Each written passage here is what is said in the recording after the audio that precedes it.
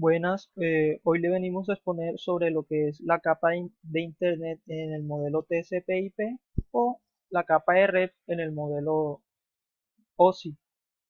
Pues mi grupo está conformado por mi compañero David Alba, Luis Gamboa y mi persona Carlos Gil. Antes de hablarle un poco sobre la capa, tenemos que saber un poco acerca de lo que es el modelo TCP/IP. Pues significa Transmission Control Protocol, Internet Protocol. Y en español significa Protocolo de Control de Transmisión, Protocolo de Internet. Pues este es un modelo el cual fue creado aproximadamente en los años 70 por Vinton Cerf y Robert Camp. Pues este se estableció pues básicamente con el propósito de crear una interconexión o interoperación en un contexto con sistemas abiertos. Este modelo es básicamente un modelo de comunicación estándar, ya está estandarizado entre distintos hosts, por donde deben pasar todos los datos para poder viajar de un dispositivo a otro. Este modelo está preestablecido por cuatro capas, que son la capa de acceso al medio, pues que vendría siendo en el modelo OSI el enlace de datos, y capa física, la capa de internet, que es la misma red en el modelo OSI, la capa de transporte y la capa de aplicación, que vendría siendo en el OSI sesión, la capa de sesión, la de presentación y la aplicación. Eh, bueno, ahora, ¿qué es la capa red? Pues como le venía diciendo, esta es la segunda capa que compone el modelo TCP/IP. Aquí vemos lo que les venía diciendo, sus equivalentes del TCP en el modelo OSI.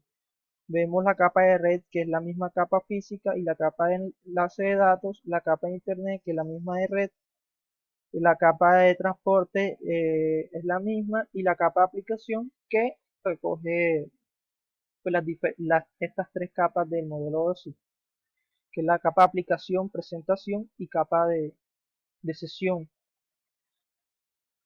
Pues este modelo básicamente nos permite que distintos sistemas se interconecten y también que interoperen por medio pues, de unas reglas que ya están previamente establecidas, las cuales deben cumplirse nivel a nivel para así lograr un buen desempeño, un desempeño óptimo.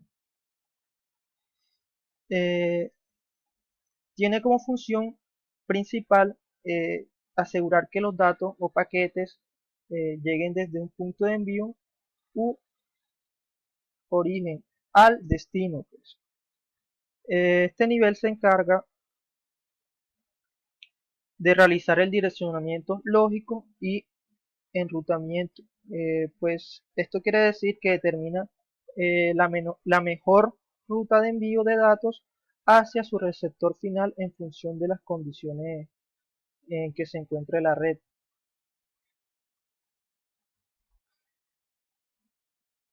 Ahora procedemos a lo que es el diseño pues, de esta capa.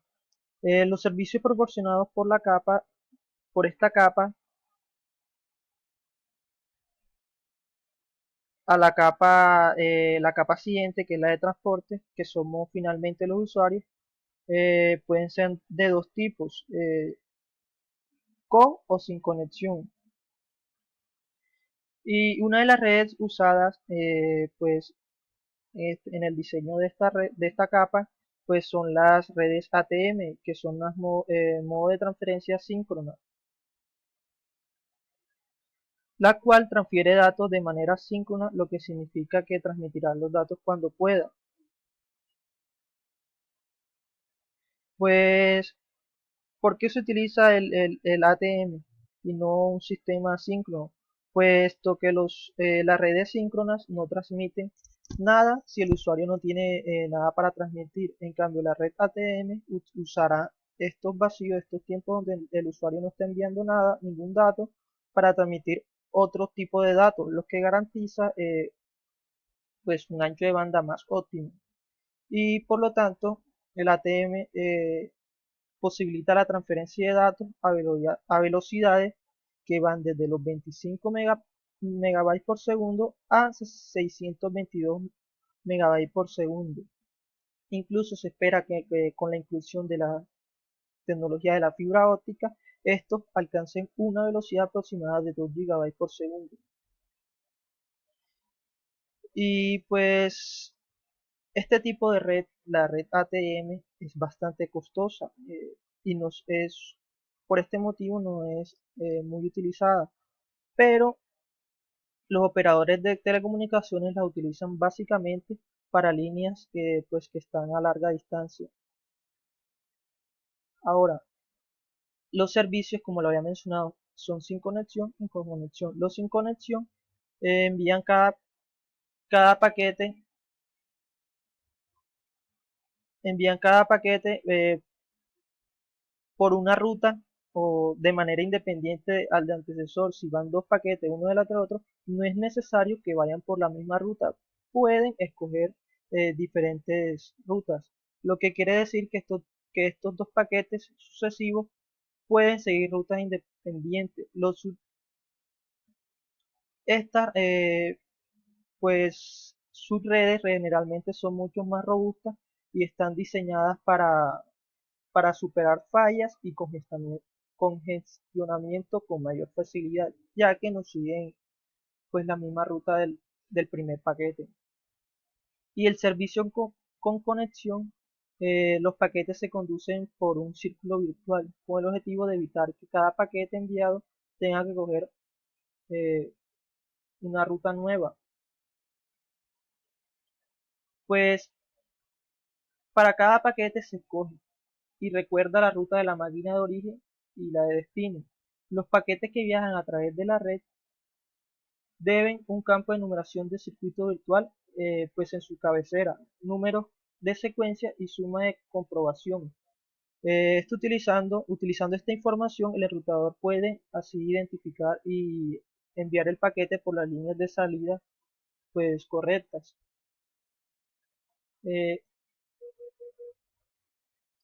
Hablando un poco sobre lo que son los algoritmos de enrutamiento, el algoritmo de enrutamiento es la parte del software de la capa de red, que pues es la encargada de decidir la línea de salida por la que se transmitirá un paquete.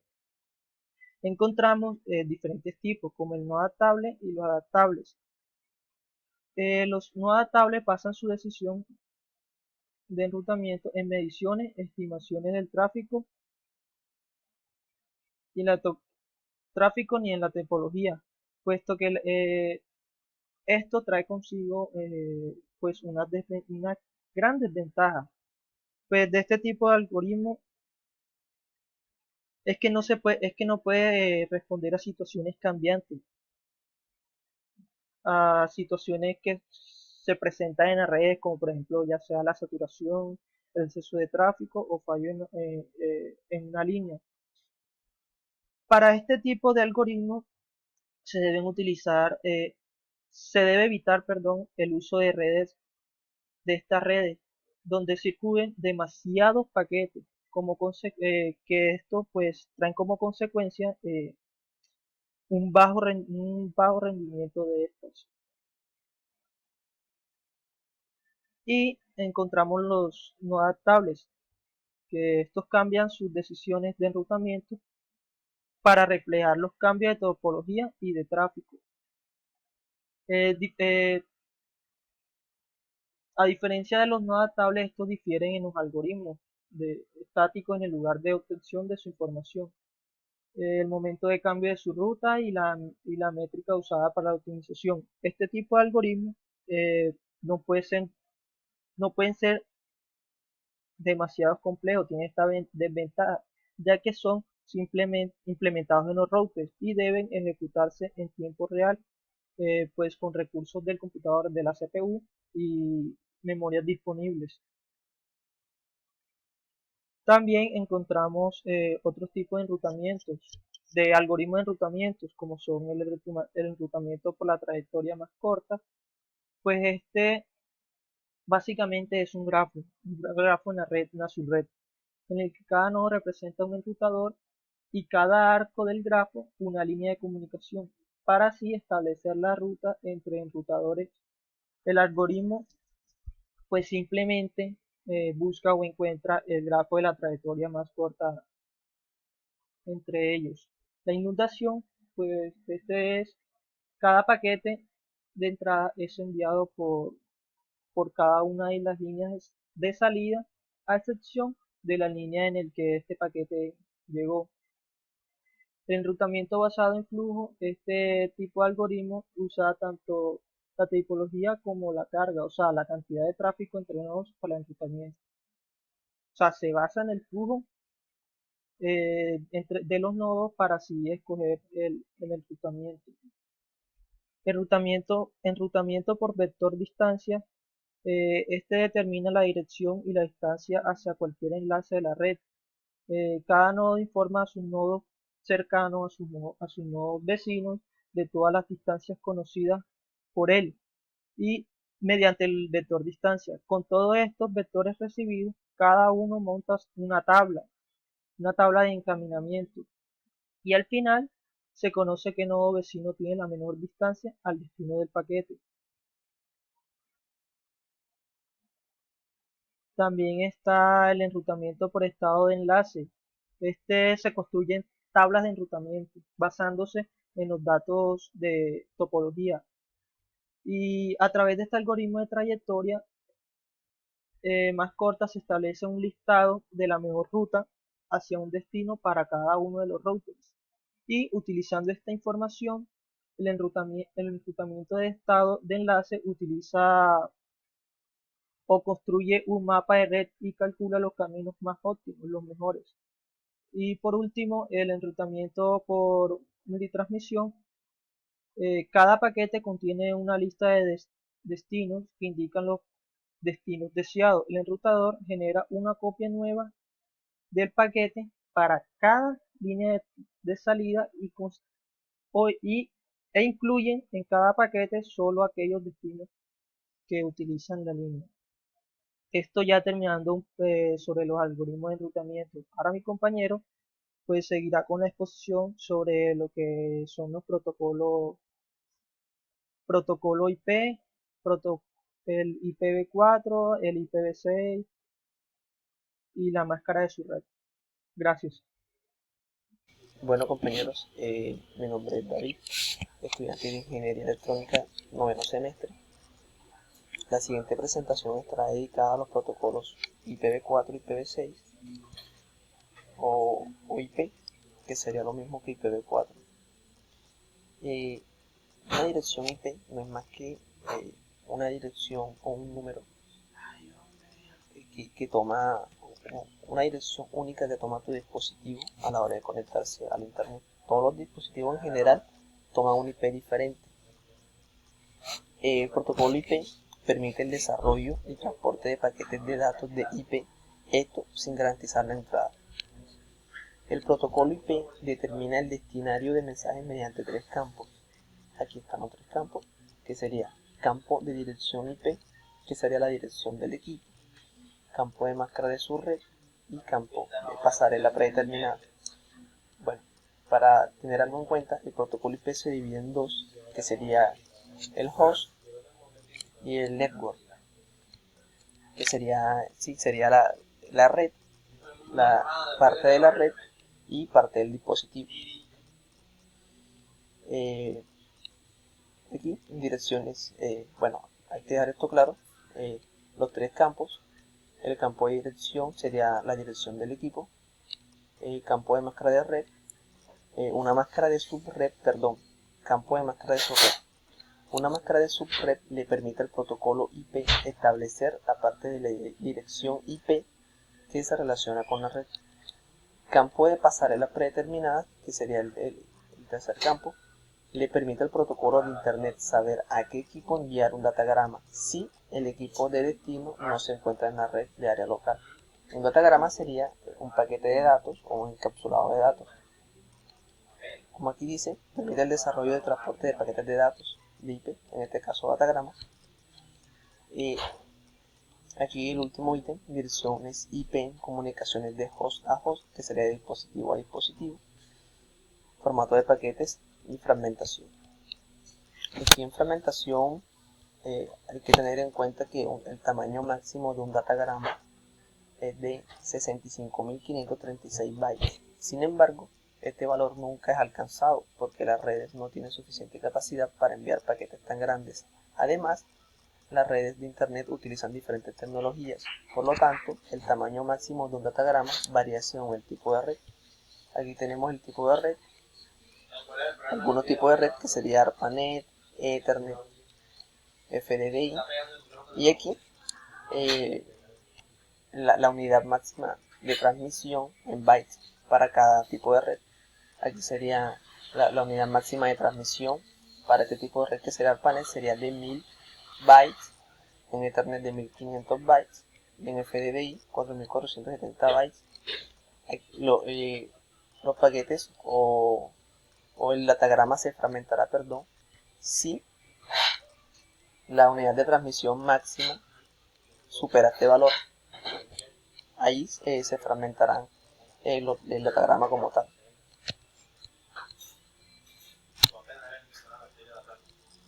Bueno, entramos a las clases de direcciones, que sería la clase A, la clase B y la clase C.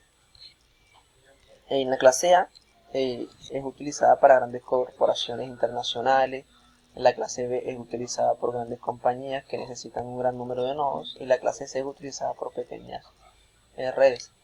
En la clase de direcciones pues se identificará qué cantidad o qué parte de la dirección IP estará dedicada al network y qué parte de la dirección IP estará dedicada al host. Bueno, entraremos a lo que es la clase A. Aquí está, y aquí está su respectivo cuadro.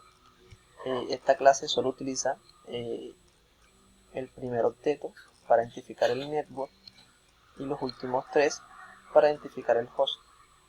En este caso, dejando por último los últimos 24 bits, dado que cada octeto le corresponde un byte, que serían 8 bits, y 8 bits 16 bits, y el segundo octeto para 24 bits.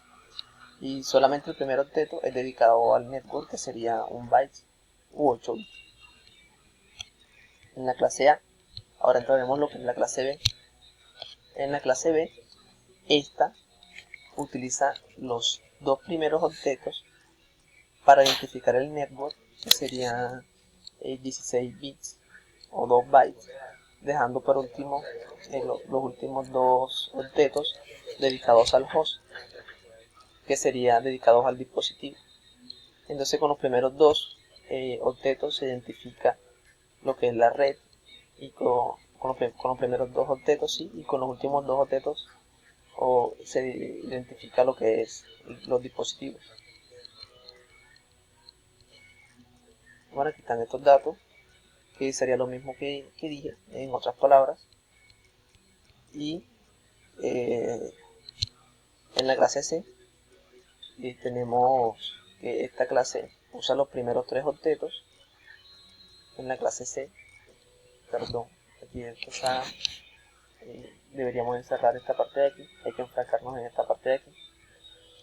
Esta clase usa los 3 primeros octetos, aquí están, clase C, para identificar la red, y dejando por último el cuarto octeto, o los 8 bits restantes, los 8 bits restantes, dedicados al host. Y esto sería pues lo mismo que dije, ¿sí? En otras palabras, esto suma un total, o este número que está aquí, o redes con un máximo de 2 a la 8 menos 2 hosts cada una.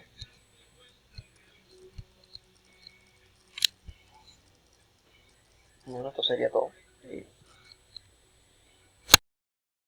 Ya habiendo hablado de las clases, ahora vamos a hablar de la máscara de red, la cual es el segundo elemento requerido para que funcione el modelo TCP/IP. La máscara de red te determina si el host o el router deben enviar datos por fuera o por dentro de la red. Es decir, determina si un host está dentro de la red local o en una red remota. En TCP/IP, las partes de la dirección IP que se usan como direcciones de red y de host no son fijas, por lo que las direcciones de red y host anteriores no se pueden determinar a menos que se disponga de más información. Esta información se suministra en otro número de 32 bits denominado máscara de red. En la tabla que vemos aquí solo mostramos lo que vendría siendo las clases con las que ya hemos hablado y la máscara para cada clase y obviamente los bits que conformarían a dicha máscara. En la siguiente diapositiva veremos un ejemplo de lo que es una máscara de red. Aquí vemos el ejemplo que este sería nuestra máscara, lo que estamos viendo aquí, teniendo en cuenta que el 255 está en notación binaria y es equivalente a este número que vemos en binario aquí. Por lo tanto, la máscara de red quedaría de la siguiente forma, como lo vemos aquí. Ahora, si se alinea la dirección IP y la subred, las partes correspondientes a la red y al host de dirección se pueden dividir, como estamos viendo aquí, donde tenemos nuestra dirección IP, que nos la está dando de la siguiente forma, y nuestra máscara de red, que es la que ya tenemos aquí. Los primeros 24 bits, el número de una de las máscaras de su red, se identifica como la dirección de red, y los últimos 8 bits, que es el número de ceros restantes de la máscara, construyen la dirección del host. Esto brinda la siguiente información. Tenemos aquí que los primeros 24 bits son los que nos están dando nuestra dirección, y los ceros, como ya lo hemos visto anteriormente, que vendrán siendo estos que están aquí, los sobrantes, nos van a dar nuestra dirección del host, que vemos aquí el resultado. Ya habiendo hablado de la máscara de red, ahora vamos a hablar del protocolo IPv6. El protocolo IPv6, si lo explicamos de una forma más sencilla, es igual al IPv4 con el que estamos trabajando. En sí el principio básico es el mismo, pero se diferencia de la siguiente forma. Para que los dispositivos de red se conecten a una red, sabemos que necesitan del diseño IPv4, que realmente, casi como un experimento, no se pensó que se pudiera tener tanto éxito comercial como el que se tuvo con él. Y dado que solo dispone de 2 a la 32 direcciones, es decir, una longitud de 32 bits,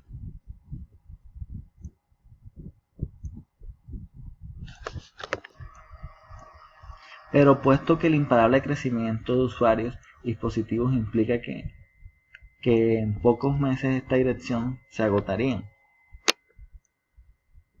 Esto dio motivo a que, previniendo esta situación, el organismo que se encarga de la estandarización de los protocolos de Internet, IETF, Internet Engineering Task Force, ha trabajado en los últimos años en una nueva versión del protocolo de Internet, concretamente la versión 6, IPv6, que posee direcciones con una longitud de 128 bits, es decir, 2 a las 128 posibles direcciones.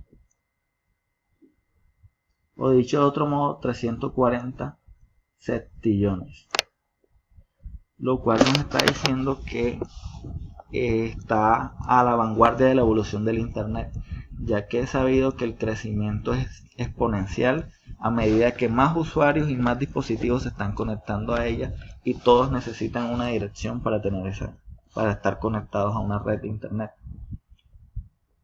El despliegue de IPv6 se realiza gradualmente en una coexistencia ordenada con el IPv4, al que irá desplazando a medida que dispositivos del cliente, equipos de red, aplicaciones, contenidos y servicios vayan adaptando a la nueva red de protocolo de Internet.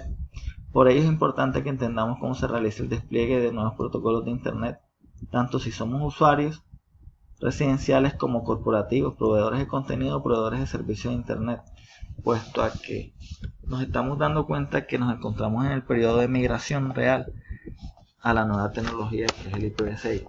El IPv6 está basado en 128 bits que se componen de 8 secciones de 16 bits separados por 2 puntos. La cantidad de direcciones que ofrece la representación, como ya lo había dicho, es 2 a la 128 bits. Debido al gran tamaño de las direcciones que están expresadas con notación, estas expresiones están expresadas con notación hexadecimal. Y aquí abajito tenemos el ejemplo de una dirección en IPv6. Como lo estamos viendo, son 8 secciones de 16 bits en notación hexadecimal y separados por 2 puntos, como ya lo he dicho anteriormente. Ahora vamos a hablar de las diferencias básicas del IPv4 con el IPv6. Como lo estaba diciendo, el IPv6 es una evolución real del IPv4, pero con un principio básico muy similar. Por lo tanto, nos vamos a encontrar con diferencias que vendrían siendo más bien en tamaño y capacidad. Por ejemplo, el espacio del IPv4 es de